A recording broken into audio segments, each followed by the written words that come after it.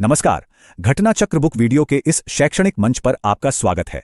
हमारा उद्देश्य है ज्ञान को सरल, स्पष्ट और सुलभ रूप में आप तक पहुंचाना। आइए आरंभ करते हैं अध्ययन और सफलता की इस यात्रा को। नमस्कार। आज हम बात करेंगे भारत के एक्सटर्नल डेट यानी बाहरी कर्ज के बारे में।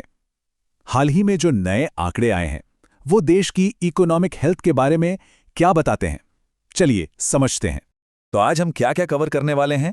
सबसे पहले देखेंगे कि ये एक्सटर्नल डेट आखिर होता क्या है।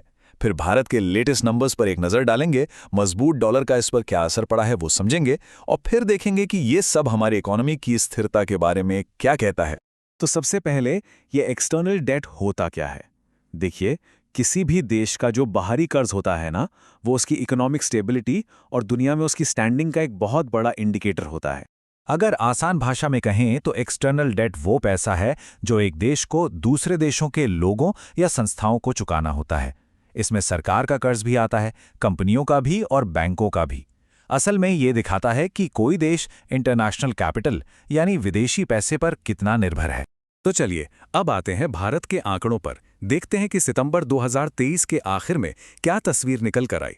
तो सितंबर 2023 के आखिर में भारत का कुल एक्सटर्नल डेट था $746 बिलियन।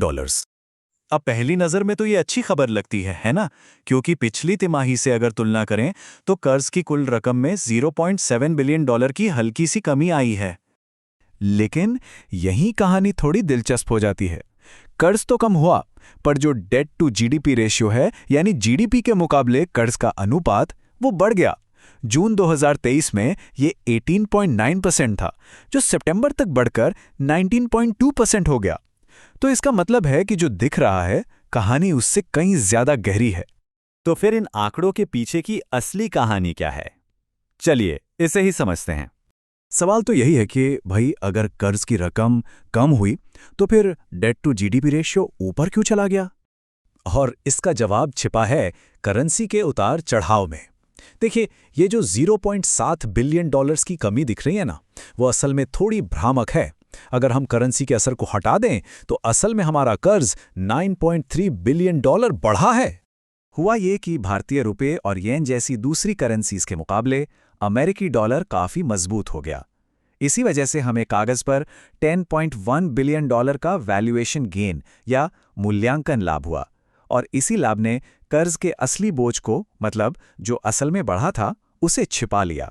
तो ये समझना बहुत जरूरी हो जाता है कि इस कर्ज में है क्या क्या, मतलब कौन सी करेंसी में है और कर्जदार कौन है। चलिए इसको थोड़ा और तोड़ के देखते हैं।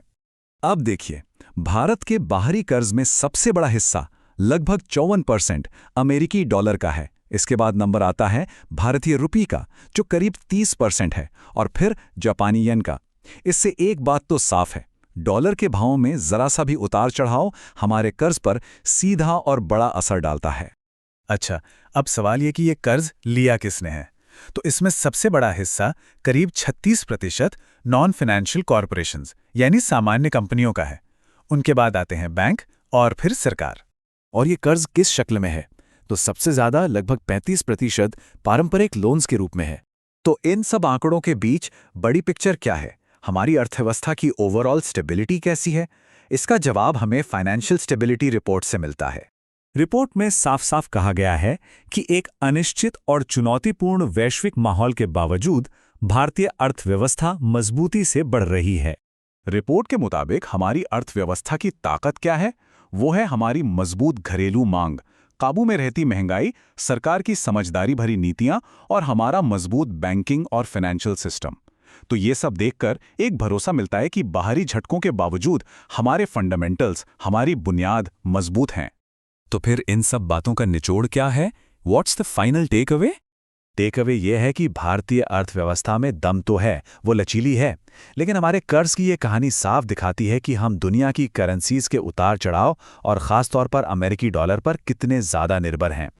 और यहीं पर एक बड़ा सवाल खड़ा होता है, जैसे जैसे दुनिया का व्यापार और जियोपॉलिटिकल माहौल बदल रहा है, आने वाले समय में भारत अपने बाहरी कर्ज और वित्तीय जिम्मेदारियों को कैसे संभालेगा? ये एक सोचने वाली बात है।